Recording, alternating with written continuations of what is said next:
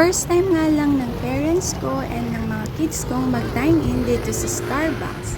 First time din nilang mafe-feel ang ambience sa loob. Nakakakain naman sila before ng mga pastries ng Starbucks every time na nagpapadeliver kami or for takeout. Diba guys, ang sarap lang din iparanas sa kanila ang mga first time moments nila.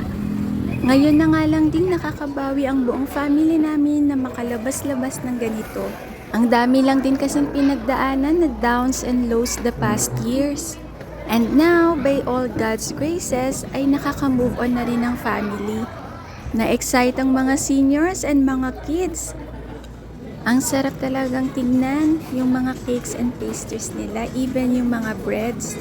Eto nga lang din yung mga in-order namin since hindi naman kami nagko-coffee. Ewan ko ba guys, kapag nagko-coffee ako, nanginginig yung buong katawan ko. Kaya since then, never na talaga akong nag-take ng coffee.